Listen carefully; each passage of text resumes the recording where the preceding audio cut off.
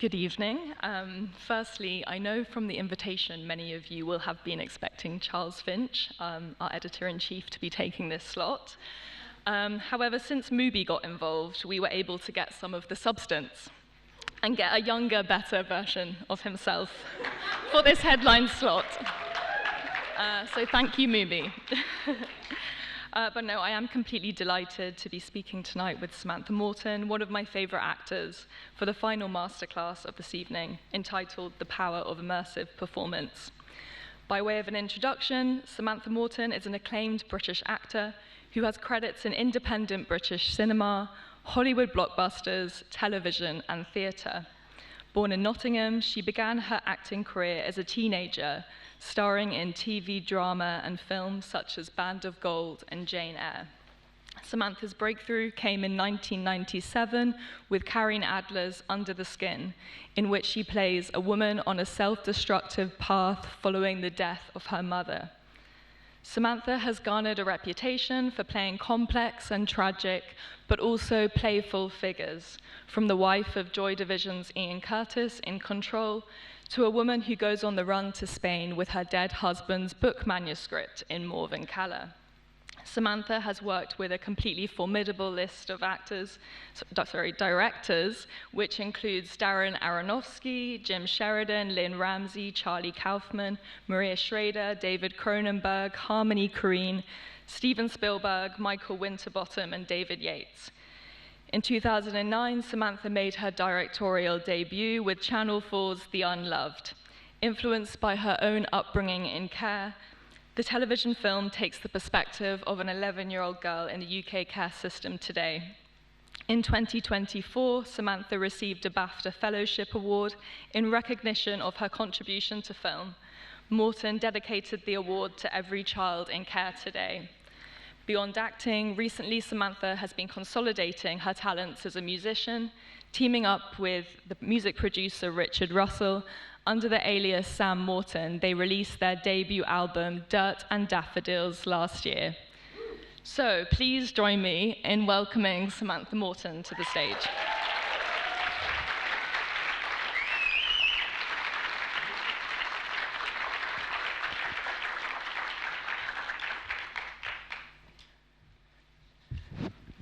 Thank you.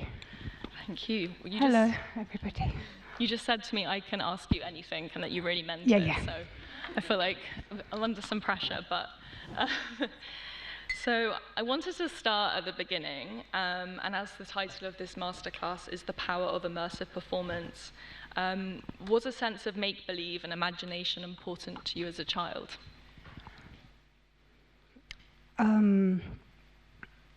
Yeah, I think it was. I think all children play, use their imagination, and I think trauma can push you into that area, whether you're aware of it or not.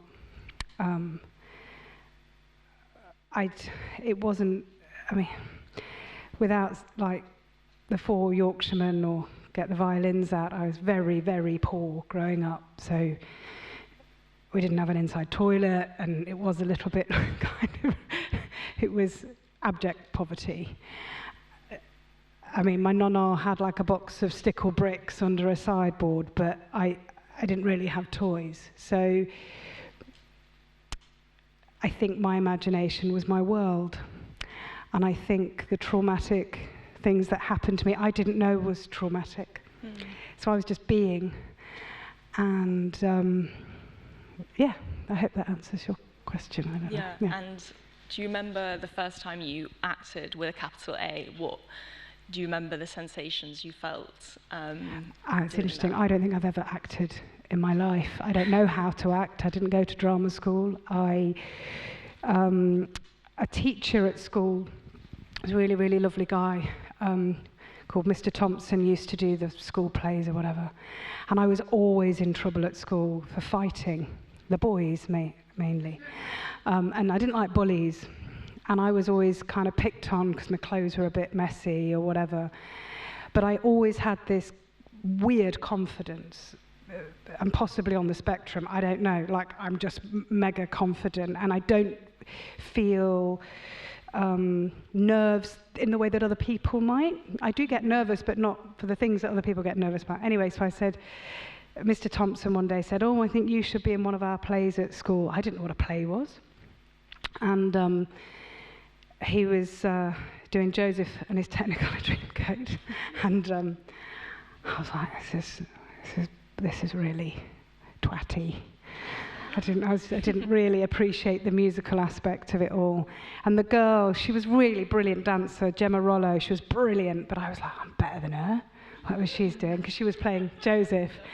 And he was like, you know, I think you could be good as the Pharaoh. And I was like, this is ridiculous. Anyway, so we put the costume on, and it was Elvis, of course. You're kind of doing an Elvis thing, and I went home and I learned it. Anyway, came in and we did the play for the rest of the school, whatever, and people laughed. And I loved it.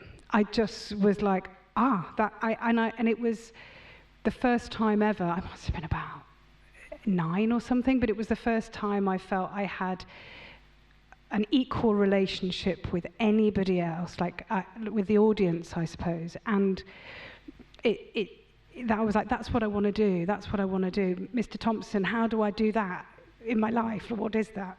So he said, if you want to act, there's this after-school workshop I know about. And he wrote it down on a little piece of paper. And it was called the Central Junior TV Workshop. And so I went home to my foster parents, because I was put in care as a baby, and I was in and out of care from birth. And this one particular foster family, they weren't very nice. And I said, I want to audition, I want to go and do this thing. And I moved from there, and they'd lost this piece of paper. So I didn't then, for a while, I just was fantasizing about this workshop place, and how do I get there? And one day, Mr. Thompson, and I was a bit embarrassed that I didn't go and all of this. Mr. Thompson said, how did it go with the workshops? A long time later. Because I forgot to say that Mr. Thompson followed me from one school to another school. He didn't mean to follow me, but Nottingham's quite small. He was like, how did you get on at that workshop then? Did you go and audition? I was like, no. And I didn't want to like throw my foster parents under the bus, but I was like, no, I never went. And he was like, oh, here we go. You must go. And he really persisted. So I now had new foster parents that were very nice. And they took me down there. And my first audition, whatever that is, was all of the kids were in a circle, and it was something called improvisation, which I didn't really know what improvisation was. But this guy was walking around, Ian Smith, the legend, and he just kind of explained to us all, because there was a real mix of children from different walks of life. And he said, he whispered in all of our ears a little something, and he whispered into my ear, that girl, she's nicked your hamster, she's stolen your hamster. Okay, and he went, okay, off you go. And it was a bit, have you seen Legs Akimbo in League of Gentlemen? Anyone? Anyway, it was a bit, and off you go. And I just didn't quite know what to do. And he said, off you go. So I kind of walked into the middle. I didn't know what to do. And I just looked round, and he said, well, what would you do if she'd nicked your hamster? And I went, you fucking bastard! And I literally beat this girl up. She's in Emmerdale Farm now. And I just said, you had to pull me off. I was like, you told me she nicked my fucking hamster. And that was my introduction to, and I've been the same ever since, in the fact that I don't have a, you can see, I don't really have something, I believe in everything I do, to the point where at times in my life I've gone, is this safe mentally? Like, you know, the places I go to. So I don't think there was never a time where I acted with a capital A. Yeah. It was always there, this ability to totally believe what is being told to me, or I'm trying to believe in. And that comes from books. As well, I wasn't really around books till I moved to New York when I was 19. I stumbled across St. Mark's bookshop, and because I left school at 12, actually, it was a long story, but I never went back. And just this world of books and believing characters, and also when I went to the workshop, I did get in to that place. You get a recourse. You get in, and then you get to the second stage. He makes you write a letter of why you should be in the workshop. And I wrote, he gave it to me recently. He said, what do you want to be when you grow up? And I put Prime Minister or an actor. It's ridiculous. Because I wanted to change the care system, obviously. And then he put, why do you think you would make a difference? And I wrote, because all your actors are shit on the telly. Because I didn't believe a lot of child actors, because adults were writing for kids. And I didn't believe, like, you get kids, sometimes Grange Hill was very good, I thought, or there was like, it was Press Gang, that was really good, you know. But I just felt most of the time people patronised children. And so kids were acting things that just seemed so fake, so phony. Yeah, but one of your first big roles was in that TV show where you were playing a teenage sex worker. Can you talk a bit about that? Because that's quite challenging stuff for the contemporary viewer to think about. But yeah, well, you can get it on UK TV Gold. I'm that old. Yeah, it was Kay Mellor that wrote a drama called Band of Gold, and it was based on a true story about prostitutes in Bradford, a place called Lum Lane. And I was playing a 14-year-old runaway who had been sexually abused at home and then had a very nasty pimp based on a real girl. And I suppose, not that I was ever on the game, but living in children's homes, I'd lived very closely with, we call them sex work, you know, exploited, vulnerable girls who were forced into sex work. Some boys as young as 9. So that was a world I knew very, very well. My mother and my stepmother had done sex work. So I read these scripts, and I was like, oh, this is a doddle. So I went for the audition. I was like, well, and also I've always had an ear. I don't know how or why, and maybe that's why I love music, but I was very confident. I was 16 years old. I was living in a homeless hostel when I went for the audition, and I got the part. I got that and Cracker within a couple of days of each other. So I think, I don't know how I'd fare today as an actress. I think it must be very, very hard to break through if you're very working class and you haven't got the train fare to get to London, because Netflix, with all their castings now, they just say, you got, you know, London based, London based, London based, and it's really, really hard to, you know, I mean, it was Ian who gave me the train fare for an audition for Peak Practice, again playing Abby, the blind runaway, which I loved, but it was a doddle, which was really amazing for me when I got my first. I did a student film that I loved when I was 16, actually, and this was before I'd gotten back into acting properly, because I went along to be an extra. The film's called The Token King by Ray Kilby, wrote and directed it. And I went along to be an extra, and I was just like, oh, you know, nudging my way up, and I was like, how do you audition for the main part then? Oh, that's been cast. I was like, oh. I said, but you haven't seen me. Anyway, I got the part. And I, you know, and I still didn't have an agent, but it was that kind of always playing these very working class, confident, loud, brash parts. And I was like, am I an actor, or am I just a version of myself? Another version of Sam. And so I was thrilled when I eventually got an agent, and then I had an audition for Emma, Jane Austen's Emma. And then I could really show that I could do anything. Because I really believed that. But then if you were doing television in the UK, you were doing television. You couldn't cross over. I was doing plays at the Royal Court, which was fine, but I couldn't make it into film. And film really was my passion, not really television. I was acting in television. So it was making people believe that was my world, and I took a really brave step. After Band of Gold, I was offered what they call like a golden handcuffs thing with ITV, because Jane Eyre had lots of viewers and Band of Gold was 20 million people a week watching. And I turned around to my agent at the time, Nicky Van Gelderen, and they took me to this amazing restaurant on Charlotte Street called L'Etoile. It's not there anymore. This amazing woman ran this restaurant. And I remember sitting there thinking how lucky I was. but saying no. And they said, what? You know, and I said, no, to Nikki, I said, I don't want £1 million, actually, and I don't want to go and work for ITV in a handcuff thing. I want to do film.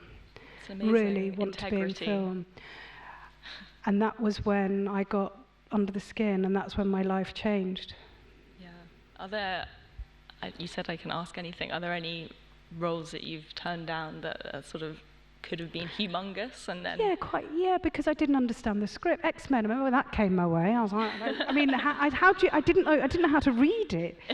But I don't have any regrets. I think ultimately, I've grown up in the business, and people have grown up within the industry beside me, and I'm complex, but all I want to do is good work for kind, clever, brilliant people.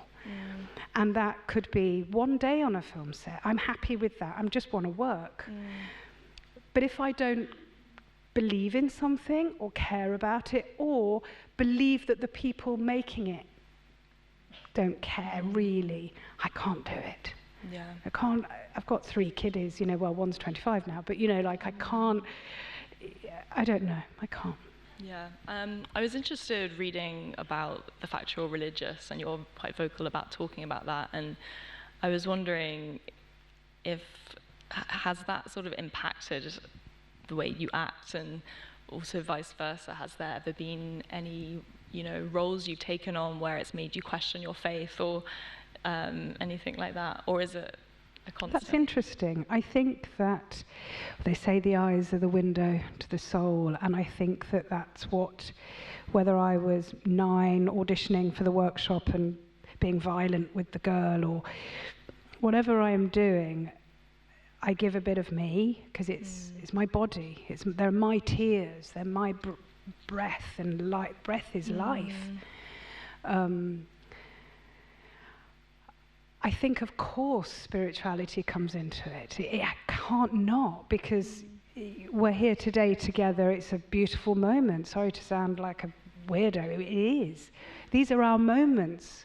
We've only got one life as far as we know. And I just feel very, very blessed to go to work. And I think because I care so much, it can be a lot. Does that help with, you were talking about, you know, creating safe distance, or I was going to ask you about creating safe distance between yourself and the maybe traumatic roles you play. Does that help with that part of it? I ain't got a clue. I will be doing a scene and then like, can I have a double bagger, which is a cup of tea with 2 tea bags in. I then found out years later it meant something else, but it's like, no, I don't, I'll have a bath. I love red wine. I have to cut back now. I'm 47 and cholesterol's going up. I don't know. No, I don't know. I don't know. I think not having and a lot of actors, you do need help to facilitate your life sometimes when it's really busy, whether that be a PA sometimes, or, you know, I'm rubbish at putting makeup on, so someone, you know, occasionally I'll say to Liz, who I met on Pandemonium, a film years ago, she was doing the makeup, and she's been my makeup artist ever since. If I'm doing anything, I'm like, oh, Liz, will you do? I did something for Comic Relief yesterday, and she came to my house in East Sussex, and she did my makeup. So there are things like that, but I think you have, for me, in order to luckily play the people I play, I want to be believable. I think I'm a bit of an old-fashioned character actress, really. I love being a leading lady, don't get me wrong.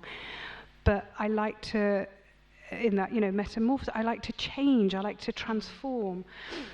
And I think if I had the trappings that some people have allowed themselves to have, maybe I'd lose the innocence. Maybe, you know, I say to Harry, as in the, I'd love a cleaner, honestly. You know, I've got 3 dogs now, and cats, and a lizard, and all this, and it's a bit much. And we're doing the dishes and the pots, and of course, I'd love some help. But actually, sometimes I say to Harry, it's better that we do that. We're just our little bubble. That sounded really like moaning about silly problems, but it's the essence of what is an actor. do you know what I mean? Like, if the more normal you can be in your life, the more when you play these people, you can identify with them. The fact that I do the hoovering, Harry helps me, but you know, like I do the hoovering or whatever. When I did I Am Kirsty, which I co-wrote with Dominic Savage, you believe when I'm hoovering, I know what I'm doing. Yeah. I'm not comfortable with aging. I've got to say, I'm quite vain. But then I think, well, if I had loads of work done, I'll never know what I look like getting old. Do you know what I mean? I'll miss that. So hence the no work. Yeah. But then I now look older than some women that are, and not to criticise them per se, but it's a strange time in society for women, you know? Women are in there, like, you know, sorry. And what sort of roles are you looking at the moment to embody into to play when you're reading scripts? Do you know what? I ache to get things sent, because when I was in my 20s, obviously there was a lot of roles out there when you're younger, and obviously now you are the wife, a good wife role sometimes if you're lucky enough, but the roles, they're not kind of there. And there's some incredible actresses out there, so we're all kind of, you know, I'm not very good on the social media thing, so I do it, but I'm not very good, and it's a very strange landscape, and I just hope that when I'm, touch wood, if I get to 80, I'm still turning up on set, and whether it's a couple of lines or whatever, my husband and I were driving from getting the train station today from St Pancras, and they were filming something in a church, and I got butterflies seeing the lights, you know, and so did Harry, and it's like, that's the world. It's amazing. Seems like you're someone with a strong sense of wonder, and that must be important to you as an actor. Yeah, but even if a part comes in and it's like, oh, okay, I try to see how am I going to grow? Is this a challenge? You know? So sometimes I do turn down quite good parts if I'm like, oh, I've done it before. I'm a bit, you know, people don't really want to see me do that, and you know. Yeah. And I was interested to read about your sort of transition into music, and the fact your stage name is Sam Morton, which I presume is maybe the name other people call you. Is she another character on stage, or is she this more authentic version? Yeah, she is. You're correct. It was before acting took off. I had a manager and I was a singer. So I was a session singer a little bit for Nightmares on Wax. I don't know if you know them. But I'd lied about my age. I was 14 and should have, I meant to be a bit older. And I worked in a nightclub called Venus in Nottingham. And so I was kind of very in with the dance, you know, DJs and the dance music scene back then.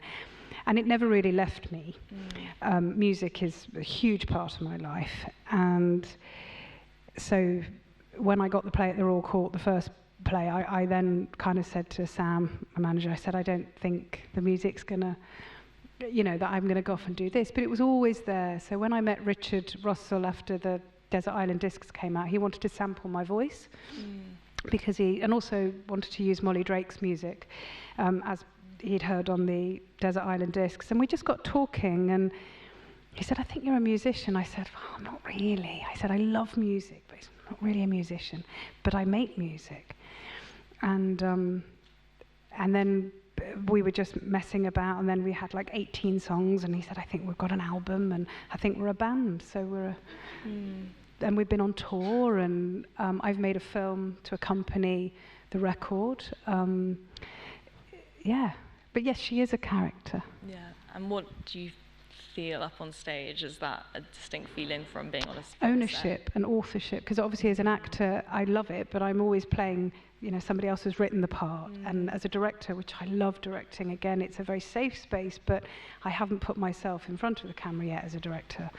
Whereas this, I've written the music, I've written the songs and the characters, so I'm able to, in a way it's more theatre, but we went on tour and played festivals, and it's, I don't know, we have a band, so it's... Yeah. And I didn't come up with the name, it was Richard, because growing up, my name changed with every foster family. So I was Samantha Atamaniuk, Samantha Brown, my name was Samantha Jackson from birth till oh gosh, I was like 14. I needed a passport to go on a school ski trip. I'd been expelled but allowed back for the school ski trip. And then I had my ski pass taken off me because I wanted to go out drinking in the town and all that. And I was listening to Wendy James, kind of a Transvision vamp. Anyway, it's about time. I digress, sorry. It's all very interesting. What else did I want to ask? I was also wanting to ask, and this is a question. Yeah, so he came up with Sam Morton. Okay. Because of all the name changes. Sorry, yes. I get to the end of it eventually, sorry. Yeah.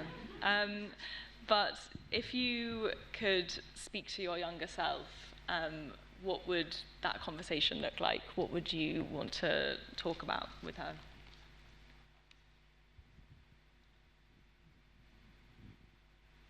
I suppose that we're having this moment right now, and that you'd be sitting on a stage, talking about your passion with a wonderful person in a wonderful space with wonderful people. That in this moment, that's what I'd say. Wonderful.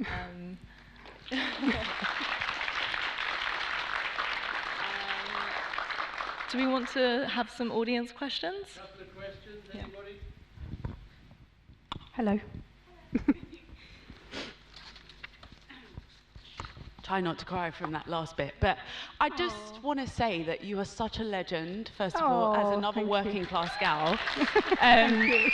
Me and my mum, which is, I don't know if it's okay, but we used to watch Band of Gold week after week, and Cracker, and they are some of the best shows of that time, and like especially Band of Gold. But also I wanted to ask you, because you said you're quite spiritual, that do you feel like certain roles have come to you spiritually and maybe helped you work through certain things in your life through the role, whether that's your trauma or just certain eras in your life as a woman, in a way that you never expected them to? I think that's a fascinating question. It's a brilliant question, and the answer is yes. I turned down a job because I was frightened of it, but also it was to play Myra Hindley, and I just was like, whoa, I don't. First of all, I'm 5'5" and a bit, and I just was like, oh, I think I'm wrong for this. I'm wrong, and I kept saying no, and it kept coming back, and then by playing such a notoriously bad, I suppose, evil person, I was able to explore what evil really meant and was, or what our perception of evil is, and the idea of forgiveness and hope and love, and what love really means, to love thy neighbour, to really love somebody that's done something so atrocious, and how Lord Longford was able to help her, and forgiveness, and just this concept of forgiveness. And when I was a very small child, some adults did some pretty awful things to me and my siblings and friends of mine. And I never had hate. I don't know, but people say, how do you not have any hate? Or I didn't possess it. I didn't know how to hate the people that harmed me. Because I just always remember, Jesus on the cross, and he'd be saying, forgive them, Father, they know not what they do. And I used to think that about people that were harming me. They don't know I'm not the problem. They've got their own problems, and they're like a hurricane, and I'm being caught up in that hurricane.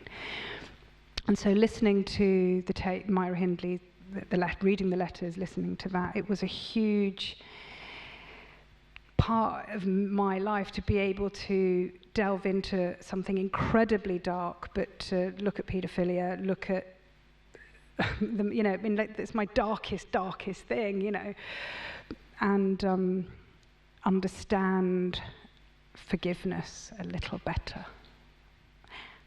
And then with shows like I Am Kirsty, a very good friend of mine, I didn't realise was going through a bit of a bad time and had gone into sex work.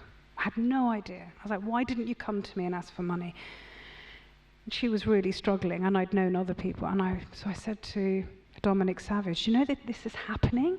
Like, we have this association of prostitutes of being drug addicts or on street corners, or you know, and there's a problem in the UK right now with the, you know, cost of living crisis, that mothers are doing this on the side to put food on the plates, and you know, so I was able to kind of put that, you know, my friend's experience out there.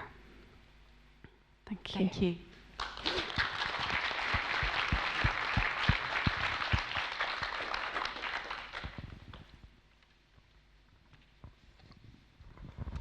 Hi, I wanted to ask a bit more about Morven Caller. I love your performance so much in that film, and Thank you. one of my favourite films, and I just wondered if you could talk about how you sort of came to know that character, inhabit that character.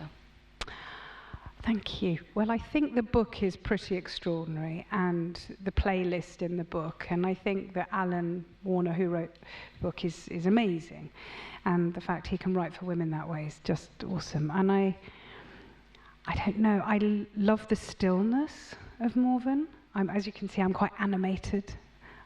And I love the idea of finding this kind of, almost kind of the bit before we speak in life, the thought, to play a thought.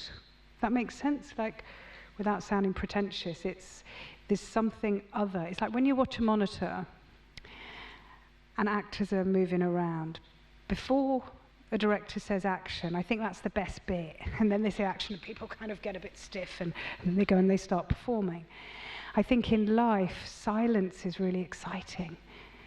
Everybody thinking, or I don't know, there's something really powerful in that. So the key for me with that character was finding her silence in a way.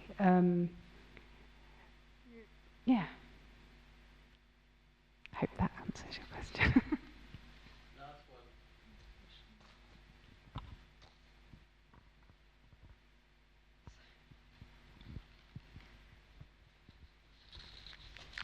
Thank you. Hello. Hi.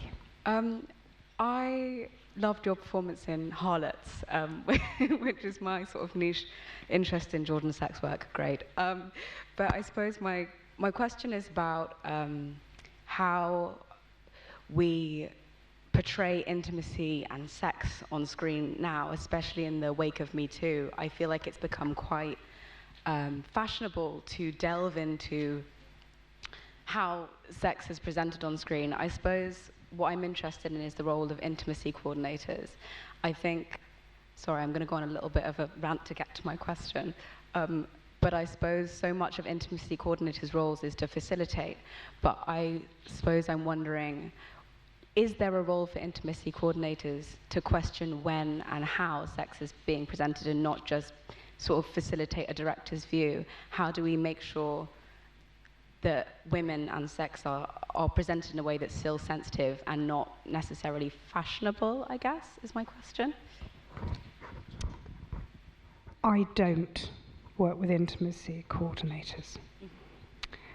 I wouldn't have worked with an intimacy coordinator as a young person. And I've done a lot of nudity sex scenes. However, I think that the job of a director and a first AD and actors is to be absolutely